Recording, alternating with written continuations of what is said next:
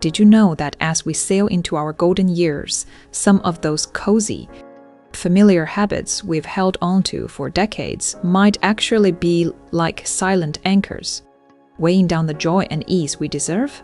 Hello everyone, I'm Mary, a vibrant luxury-year-old grandma living in the heart of beautiful Santa Barbara, California, where the ocean waves whisper secrets and the sunsets paint the sky in hues of orange and pink. Orange, orange and pink. Imagine yourself lounging on a cozy deck chair, feeling the gentle sea breeze, yet sensing an undercurrent of unease that's been building without you even noticing. If you're re-navigating those wonderful years from Likshu to Bashi, just like me and so many of my neighbors here along the coast, this little heart to heart is for you.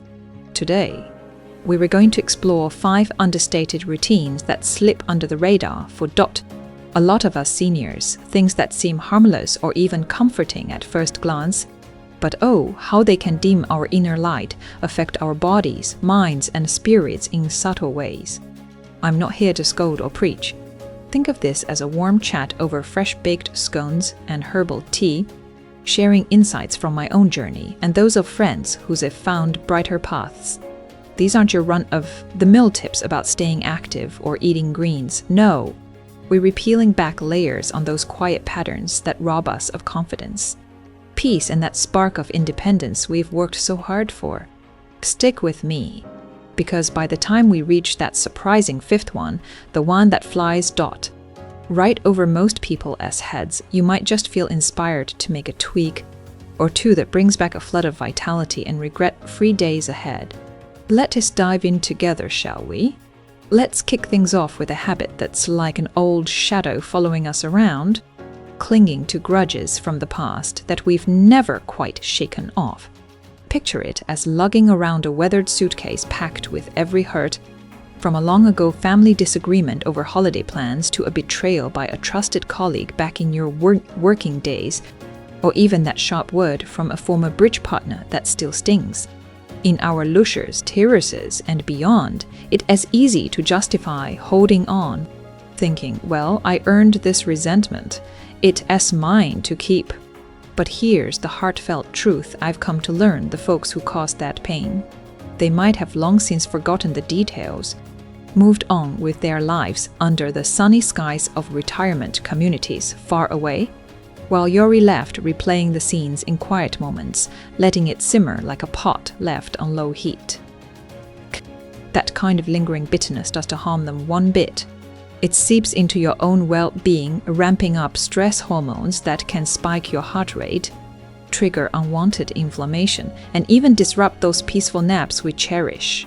Envision yourself trying to enjoy a leisurely stroll through a blooming garden or a family picnic at the park, but that invisible weight pulls at your every step, sapping the energy you could be using for creating new memories, sharing stories with loved ones, or simply savoring the warmth of a good book by the window.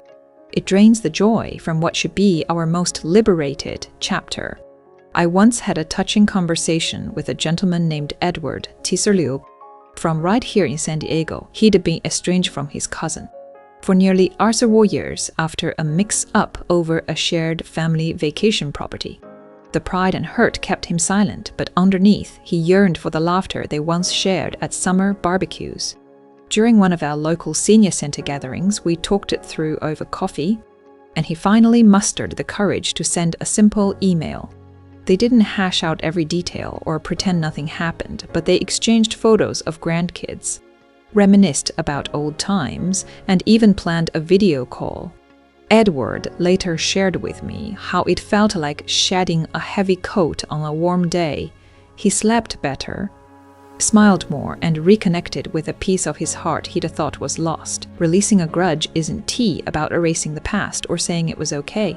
It is a gift to your own soul, prioritizing your tranquility over the echo of old wounds. And if they not open to reconciliation, you can still find peace by forgiving in your quiet reflections. It's all about freeing yourself to embrace the beauty of now.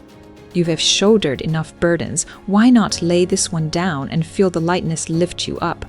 If this is stirring something in you, I'd absolutely love for you to pop into the comments and share your name and city. Something like, I'm Margaret from Portland, Oregon. It helps us build this wonderful community and see how we're all letting go together.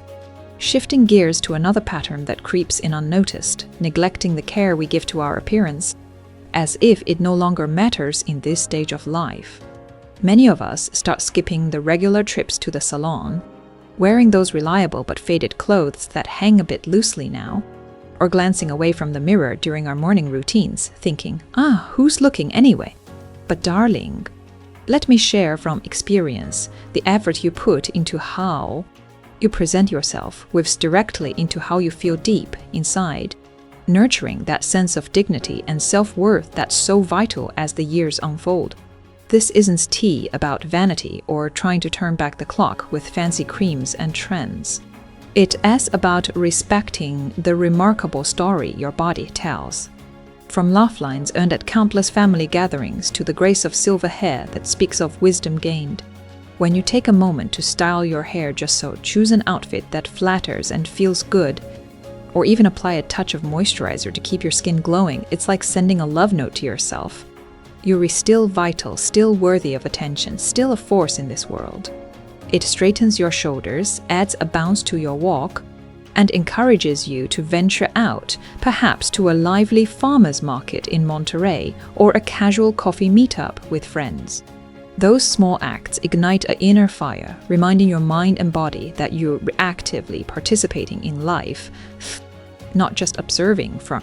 I recall my sweet friend Clara, teacher says, from the bustling streets of San Francisco, she'd let go of her makeup routine after losing her husband, feeling it was frivolous in her grief.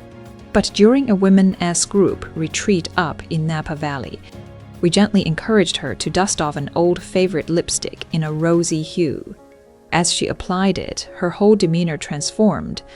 She looked in the mirror and whispered, "There I am again, the me I've missed so much." It sparked a renaissance. She began dressing with more flair, joined a walking club, and even started hosting small dinner parties, feeling seen and valued once more.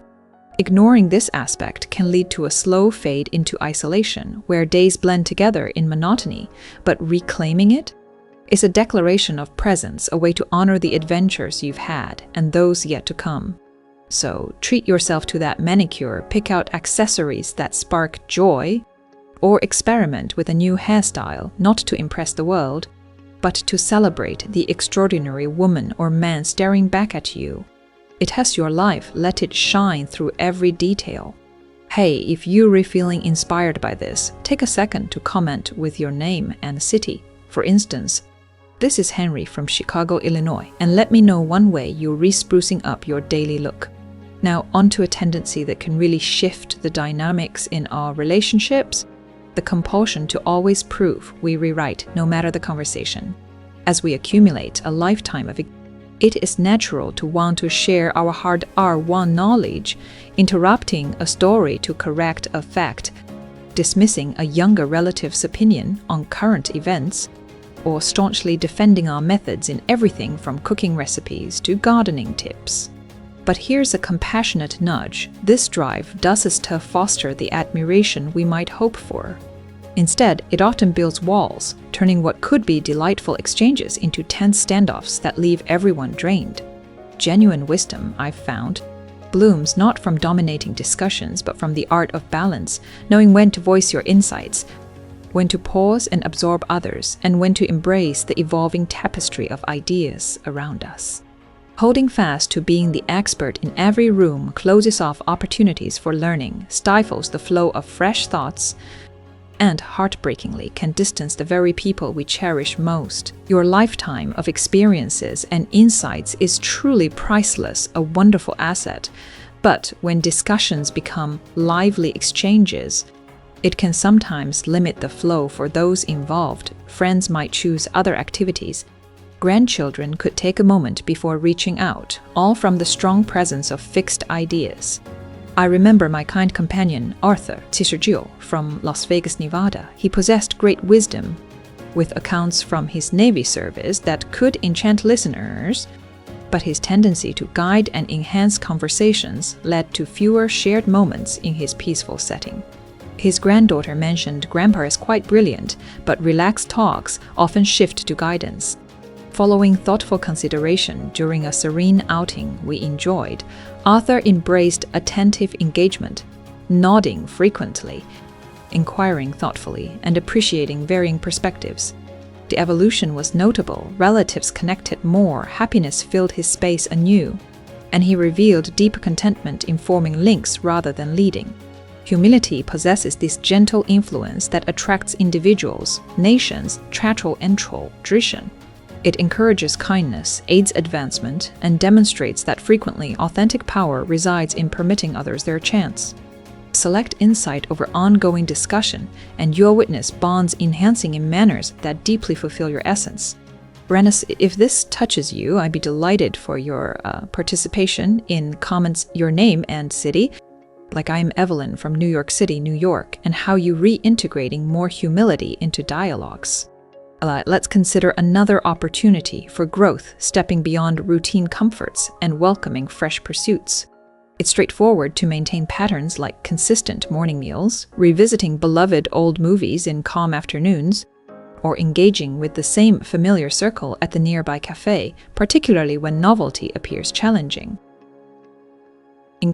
However, while this steadiness grounds reassurance, it may subtly lessen the vitality that uplifts our outlooks, refining our views until exploration seems remote.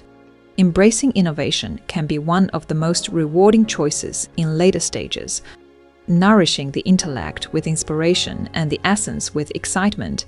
And recall, the period after Luke's War overflows with prospects for ease, liberated from alerts or ongoing tasks. No requirement for vast. It could be as enjoyable as participating in an introductory activity session at a local facility in Tucson, testing a novel approach via an application, strolling an alternative trail in your community green, or absorbing audio tales of the past that carry you to distant realms. The heart is that glimmer of inquiry. It sustains mental roots vibrant, refines versatility, invites freshness, and reconstructs trust in your skill to embrace the novel. With it, daily ways evolve dynamically, assurance strengthens, and a gentle curiosity about what could be flourishes, expanding life's offerings. Jury.